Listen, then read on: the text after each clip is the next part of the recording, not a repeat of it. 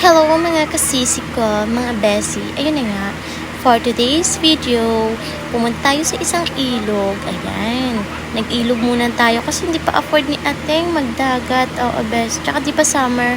Ayan, huwag kayong ano dyan. Ilog lang. Kapag di pa summer, ilog-ilog lang, tabi-tabi lang. Ayan, bumiyahe lang naman kami ng 3 oras para makapunta dyan. Ayan, sinama na din naman yung modra namin kasi nga, ay kawawa naman, mag-isa lang sa kanyang bahay. Wala siyang kasama. Kaya, ayan, nag-emote-emote. Ayan, konting parinig. Buti na lang kayo. Paggalagala.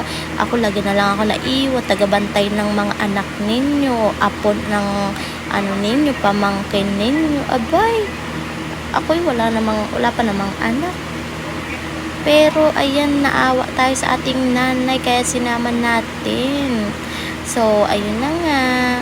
At pagdating namin after 3 hours ng biyahes, bes, wala kaming napala. Oo, nagkape, nagkwek-kwek, tuhog-tuhog lang kami talaga dyan, bes. Oo, ayan. Pero, fairness, ang ganda ng view dyan, ha. Oo, bes, napakagandang view dyan. Ayan, kita nyo na ba yung mga, ay, ano na yan? Mga puno-puno na yan. Ay, grabe yan. Perfect para sa mga stress na stress. Ayan. Ayan na nga, video ko na yan. Nag-i-explain ako dyan. Sabi ko, ang dami kong dalang panty, bra. Damit, pamalit, plastic, panglagayan ng mga nabasang damit. Abay, pagdating dyan, wala rin pala. Hindi rin naman pala magagamit. Ay, diba? Dagdag dalahin lang pala talaga. And then, ayan na nga. Wala kasing karirinderya dito. Tsaka biglaan tong plano na tong mga sis, mga besi. Biglaan yan. Kaya walang baon. Biglang yayaan lang ba? Alam niyo yun, yung para hindi naman maging drawing. Ayan. Buti na lang si Manong Kwek-Kwek nakita namin dyan.